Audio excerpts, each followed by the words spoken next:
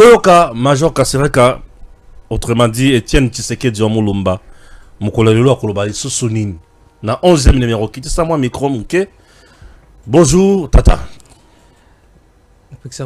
Bonjour, on a journée nous a bien tenali. On peut s'en bonjour.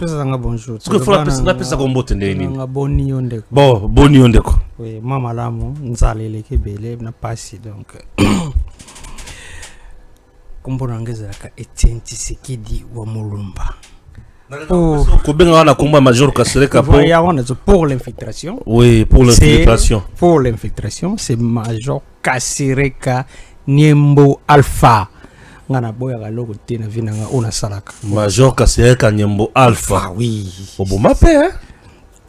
Tena bomate. Dans ma mission yo somanda ko sala Joseph Kabila n'avait jamais confié une mission où il y a boké pe bo exécuter. Na biso na lukande ko boma Joseph Kabila. O lukande ko boma Joseph on ne refuse pas. Joseph Kabila. Mais yo pas boma. Non ko bomate. Ngana ida batebele na via. Na biso na soko tuni na monga flo ba ko biso kombo nanga ba benganga 112. Na trouver la solution pour nous battre belé na vie. Donc moto soko vandi t'as un problème, il faut qu'on s'assure que tous na ndeko na biso moko boye Major Kasereka soko bengi solution monali. Voilà. On a commandé émission na biso lelo na lingina souhaiter ba meilleur venanga na ba bonne année nanga na peuple congolais nyo surtout na batunyo surtout balinganga batunyo so ba sepeli na émission na zo sala.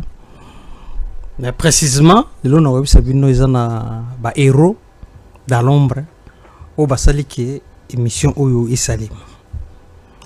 Nandimi ko zo risque oyo ya osala émission parce que nazala ki na information que Kinshasa linga ki tombé na mois de décembre.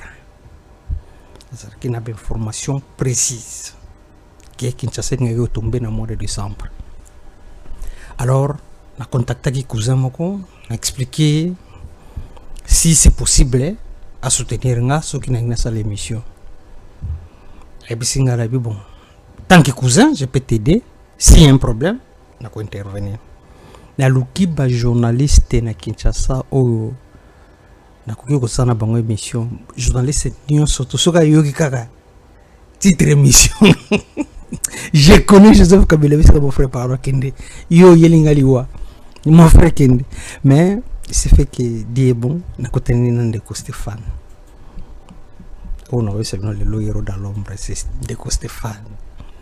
Andimi ko zo risque oyo ngai na ndimaki. En tout cas, franchement parlant, mon frère n'a zo félicité yo. Merci. Non pour nous flatter mais au risque makasi. Parce que Joseph Kabila zara wala mo pépé, il est partout. Il peut faire n'importe quoi à tout moment. Mais je te félicite. On n'a peur de rien. On est là pour le Congo. Voilà. On n'a peur de rien. Oui, ça chacun a conviction. Là, on n'a peur de rien. En tout cas, on n'a peur de rien. Et Nassala comme ça là. Un jour, avant tout le comme Soussou. Les échos des impacts des réalisations du projet de renforcement des infrastructures socio-économiques de base prises traversent les murs du prestigieux palais présidentiel de la Cité de l'Union africaine à Kinshasa. Lors de son discours devant les deux chambres du Parlement, réunies en congrès le lundi 8 décembre 2025, le président Félix-Antoine Tshisekedi s'est félicité de la gestion et de la réalisation du projet prise. Le projet de renforcement des infrastructures socio-économiques, prise 2, financé par la Banque africaine de développement, qui a déjà permis la construction de bâtiments scolaires, de centres de santé, de bureaux publics et de châteaux d'eau dans plusieurs provinces du Grand Kasaï et du Grand Bandundu. À l'instar du président de la République, plusieurs ministres qui se sont succédés à la tête du ministère du Développement rural, tous reconnaissent le leadership du projet prise. Je félicite la coordination et le leadership du projet prise. Je les félicite et je pense qu'ils méritent un certificat d'élégance dans la gestion du projet.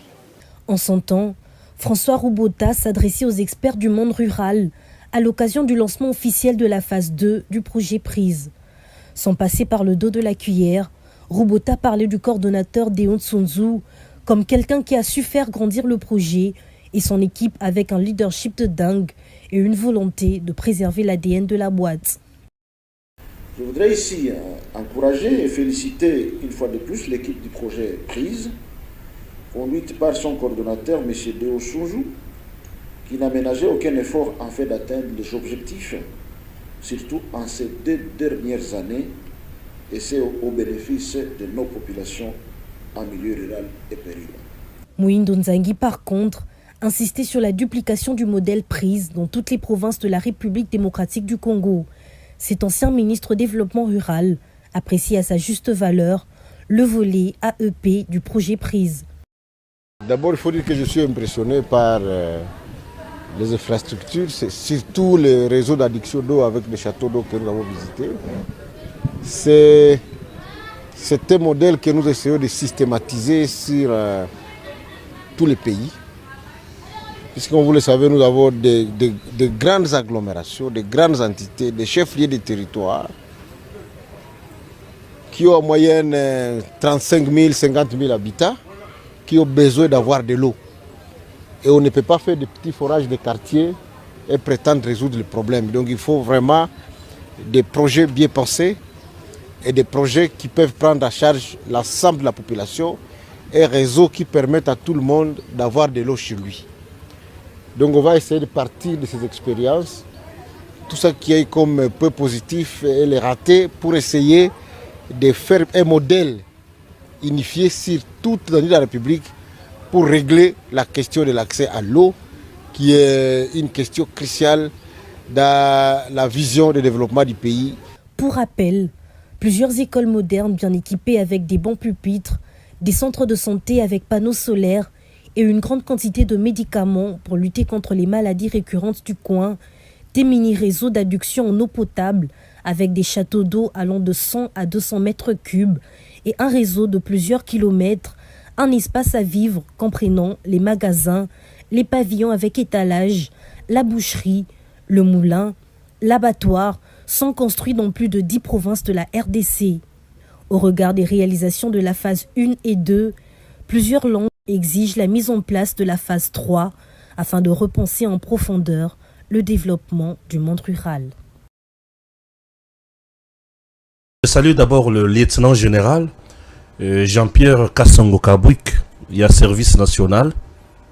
Un jour, tu côté dans le bureau, à Tuninga Stéphane, biso toza bato zamba tukendaka zamba. Okokota na zamba, na bisi na otambola. Abi service national za kanya makase se okokota, na bisi na okokota. Et depuis ce jour-là kino lelo amona ke soki ba bengi singa tokendaka, tozongaka et puis nazo saluer puisque c'est un monsieur qui a vraiment aidé le président Tshisekedi. Aujourd'hui, Jean-Pierre Kassongo Kabwik a lutté contre le banditisme urbain d'une manière indirecte.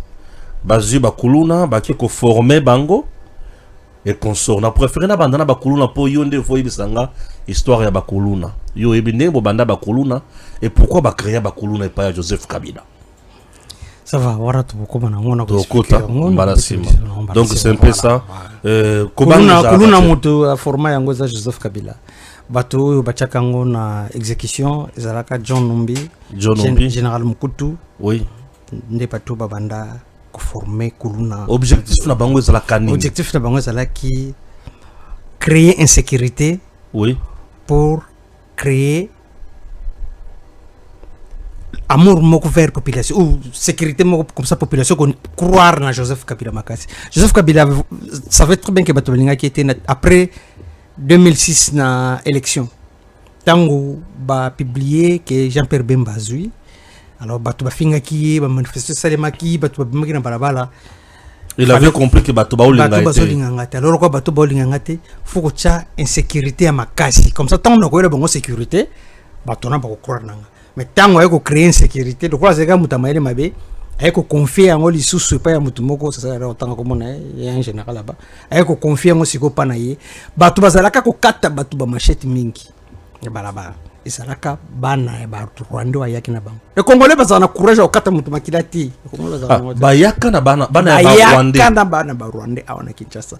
Bro nazobisa yo ezana soki mukuta zalaki pouvoir tikasa. Mais nani numbi za, numbi peut vous témoigner bien ou bien. Bayaka na bango ya. Bayana bana ya Rwanda. Ba pesa bango machette babandi kokata. Et puis ezana deux personnes na Kinshasa bayebi pe batebele bayebi bakabola ba machette. Ça sert à courir autant comme on a posé là Mamba Joseph bakabola ba machette batomba za honorable za député mon appel bakabola ba machette oui. Donc créer l'insécurité et puis kuya en sauveur voilà. Ah OK c'est ça bato ba kolinga yo tango wana par rapport dit non quoi bato bazo continuer ka kolinga ngati allez ba ko pelisa siko mote comme makasi kulune ko mati ko mata allez. À l'époque, ndé baiko sala siko baiko pesa ordre na général. Il faut ça micro na yo ça la version. Voilà. Allez-y. Ndé baiko pesa ordre na général Oleko. À l'époque, baiko banako déstabiliser police. Ezali bidoko babande ko sala na ko. Ozomona na société ko déstabiliser police. Ozomona société moko bazana des armes. Société na des armes. Des armes bal moko, arme moko et ça la arme moko et ça la kate, na arme moko et ça la kana bazana des balles. Ici.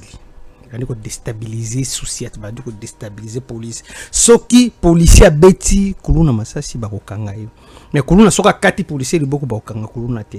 C'est comme ça que e ko zo ampleur, ba e ko zo garçon mo za kina ngaba yani chaleur. Ba e ko pesa ampleur. Chaleur azaka na pe perdre ba tirer la mamun azwaka ba ko zoye azaka kuluna ya ngaba zana général moko sportif chaleur papa ngam na zalaka na place wana chaleur azaka sportif te chaleur c'est kuluna ezandenge mona garçon moko lelo komande Didier abi akoma général awa bat parmi ba to bakangi na Goma wana les trois généraux bakangi Didier mo zana mulai ba munda zalaka sportif na ibi na ngaba c'est kuluna. Nakama comme général, Joseph a commissaire général déjà tindé na Goma. Kuluna Joseph a commissaire général. Di mboko zamboko ba vandi papa ça va tout la na OK, donc ngana remercier cousin nga. Mon attention génétique moto pesa kinga mo courage en tout cas merci beaucoup cousin. C'est grâce à toi que na salle émission yo na comité na place. Il s'est fait que tant na bande émission yo et créer l'inga problème belé ce qui ose qui était peut-être n'angana zalate mutali bosso oyo Joseph a contacté que zalaka muto nani Yongo na Emmanuel Kilekato ba contacta bango ba pesa bango mbongo nde bango ba keko zwa PG à 4e rue pokanganga PG à 4e rue jour zo benga eto zangana yo na ko biso no ba ko lukango bengi obisike tika wana 5 cousins PG à 4e rue Willy PG à 4e rue aza muto a travailler pour na komote soki ya kanga ngai azong sanga na prison nde ero batu yo no surtout zo mono balinga ba fetete Kinshasa linga tomber Katanga linga tomber mais en tout cas na féliciter merci beaucoup c'est grâce à toi que l'émission a continué na comme place ça na ko remercier bato mosusu sasa era otanga bakomona bango basungi ngai pona komandelo na place na komi bato bazali koluka ngai siko na zongi na émission na ngai je connais Joseph Kabila eloko na elibino lelo ezali on peut nous remettre ça s'il vous plaît Joseph Kabila on peut nous remettre ça ici là s'il vous plaît OK je connais Joseph Kabila voilà eloko na elibino lelo ezali Joseph Kabila za mutu malamu te on remettre ça ici oui explique-moi Joseph Kabila za mutu malamu te il n'a jamais été serré na mboko na zoli bino parti social muke ya Joseph Kabila bo comprendre moté mabe ya Joseph Kabila bayeli projet et pas ya type moko Alain Mambimbi ayeli projet basala ferme espoir Anzela ya Boma vers Mwanda sana ferme mamu nene ya Joseph Kabila zakana ferme espoir wana ebimisaka maki ebimisaka soso, ebimisaka ngombe, ebimisaka damaz kuna tapalidi. Mais biloko nyonso tu ya ferme wana. Biloko nyonso tu ya ferme wana. Bambalon batie na conteneur ezu bateki Rwanda. Comment ça? Ferme espoir. Ferme espoir oui ça. Nanzela ya bomawa. Ya boma. Ebimisi ba maki, ebimisi ba soso, biloko ebele. Biloko nyonso to ebimaka wana. Bambale yango na bambale yango na conteneur. Na conteneur. Batie yango eke na Rwanda. Eke Rwanda. Wow. Biloko nyonso tu oyo esalemaka na ferme wana. Na Kinshasa so boluki awa banda Joseph azala na mboko boluka place au magasin boutique moi kiosque bateka biloko banda ko teka biloko ferme espoir. Oui, on dirait que comme on a et tigala jamais ko zala ngara pesi bino place za même na matadi za rakati biloko nso bacha on a conteneur basisi ko mbalango eki. Donc mutuloko la Joseph azala mutu malamu te. Kama on a moi si alobaka politique mutu vraiment bon enfin yo nazana ba donner note parce que tango ngana zaki na paper do zalaki te batu nyonso paper na za ba donner na bango mutu moko te na paper na za donner te batu tout ko bazana paper tonga na zalaki nazala ba donner na bango parce que naiba ngono sto e ko koma na mama moko aleba mbimbi na mundele oyo a controlaka kinga kati Alema Mbimbi azamuta boma retsa boma azali mwatu oyo bailaka Joseph copie ya kosala ferme espoir na boma. OK. Basala ferme espoir. Après ferme espoir ba ekoyela ye deuxième tour. Ah lokwa to ça déjà ko pa ferme bon ezokota. To sala égal. Alimentation banote kabilo. Oui, égal, je vois. Tant basali égal, o basali égal bazaki na mbongo te. Joseph azui mbongo na banque centrale. Abemisi mbongo na banque centrale. Bake Namibie. Bazui mundelo bazaki na ye Marc PB oyo.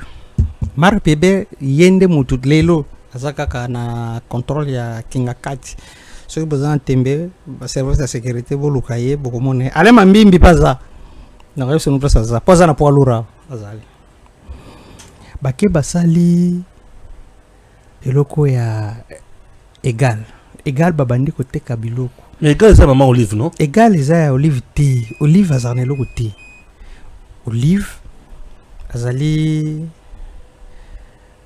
danseuse bachai wana Olive azana eloko te Olive azana eloko te msono bedoli solo Olive botika mona bataza soka il s'est fait que basali égal biloko bani ko kota Joseph bani ko teka biloko na ye achango neti loka mwasi na ye.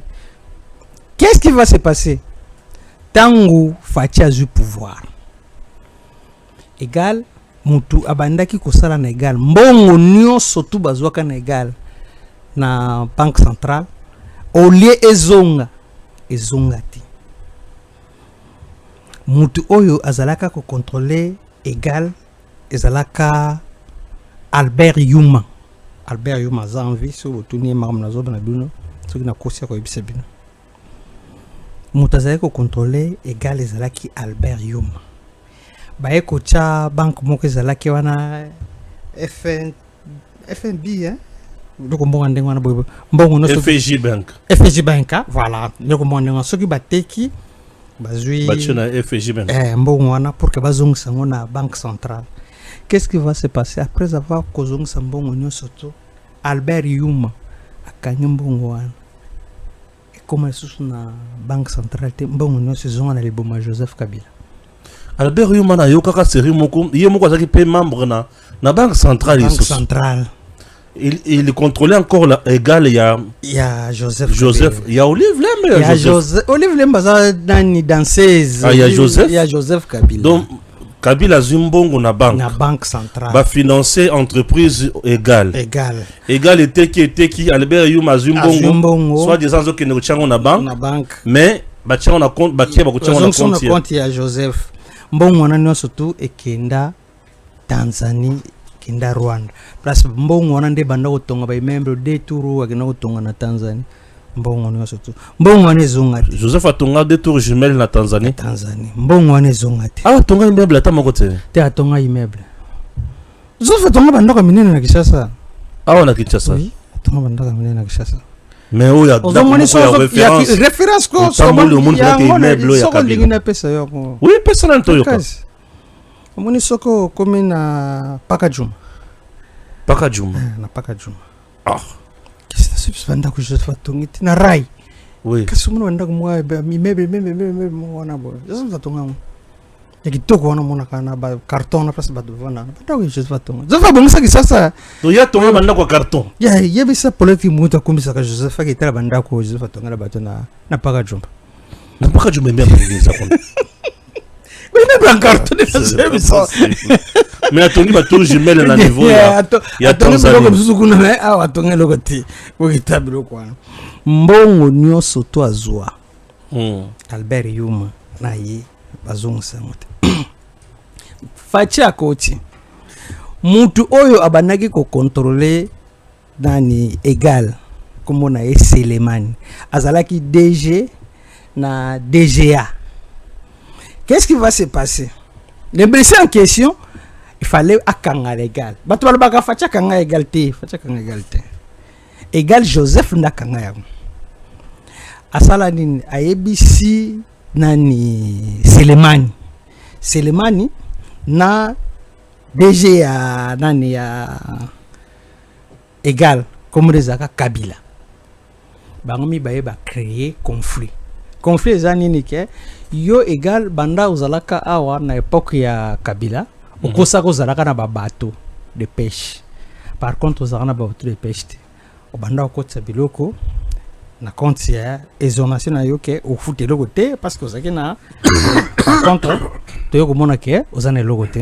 Alors dans ce cas il faut banda ba taxe type on a créé Selemani nda créer biloko wana na Kabila kombo type on a Kabila tango ba créer biloko wana bango mibale na kati ya ko créer biloko wana c'est comme ça que ils ont fait tout possible pour que bakanga égal pour que social Gabiso et beba égal abanda ko teka bambisi biloko kolia tout ça non égal abanda ko teka bambisi ba soso ba puisque biloko so banda ko tano ba loso voilà donc social nyonso tout bien sûr yé azuango oui abomé yango OK motema mabe ya Joseph Kabila yango c'est ça Joseph abomé social ba Congo mbongo asaleli égal ya yete ebimi na trésor public ebimi na banque ya biso na raki peke mon ezala ba homme d'affaires rebelle bazaki pe batunaye neti monsieur Simon il y a Fleuve Congo Hotel eza ya monsieur Simon T eza ya nani Fleuve Congo Hotel eza ya Joseph Kabila bango bazali ba actionnaire bango baza ba actionnaire donc en réalité aujourd'hui on peut retirer Fleuve Congo Hotel. Fleuve Congo Hotel lobby eza ya nani? Fleuve Congo eza ya monsieur Simon T. Fleuve Congo ezali ya Joseph Kabila. Fleuve Congo eza Joseph Kabila. Oui. OK. Baza ba actionnaire. Eza ndenge moko na hôpital à cinquantenaire. Eza ya bango te, eza ndenge mona HJ. Eza ya bango te bende wana. Oh, docteur Ozaka na cinquantenaire abetaka Oli Lungambata. Te oli te? Oli te. Abeta nani? Tipo Petio nani? Bakombe buminga. Kabang de numbi. Kabang. Abeta mbata. Abeta kabang mbata. Abeta mbata. Oui. Para nini parce que beki loko c'est Joseph Joseph ozokul bago kangango yoza bolole tonali mutu na tête. Donc Joseph était plus un homme d'affaires Joseph était qu'un plus président. Joseph était plus T. Joseph faisait ko sala loko T. Il était un homme d'affaires. Azaki homme d'affaires azo sala makamna ye mutaze ko diriger pays za ba masala ye o bazalaki wana ba domi c'est dans tangela wana ba diriger pays ba wana ça era ko répéter bon kalamingi te na sepela ki tona c'est que le wana il s'est fait que dans nos répétant les sous et puis moi des personnes en qui sous même de quoi zana poto comment il s'appelle encore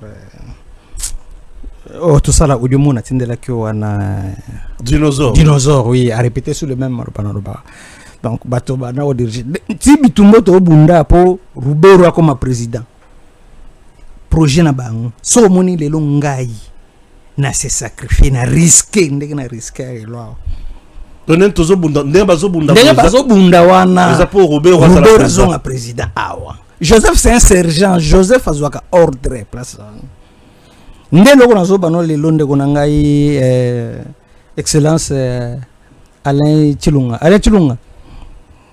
yo za ministre provincial ministre corrompu ba pesi mbongo e pay Albert Yongo pour ko salanga mabe metena mutuno ke ngai na ofunda yo to samba nayo comme tungsati nazaka makasi ngana likamuna ko tigango 20 ans est-ce que mutuno ko la seconde mec to samba na Joseph Ndemenge na lo babilo no ngana ko tika yo kimia ale chilo na yo sam ndenge moko na PG Willy zana kimia na yo samba nayo nazana ba preuve na bino nyonso ngana za makasi na tikela mutu piqué na tikela mutu danseuse makasi na yela bino ba preuve na bino nyonso ya makamno subusali na yebisa bino voilà bato nyonso to bona kawa ba société beleza na Kinshasa eza ba société Joseph ba société beleza na Kinshasa za Joseph bato nyonso muna baza bat passer la Joseph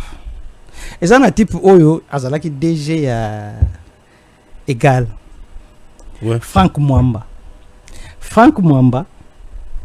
tango babomi égal Joseph abomi égal asali deuxième société ya transport nini apesi yango Franck Mwamba eza na poids lourd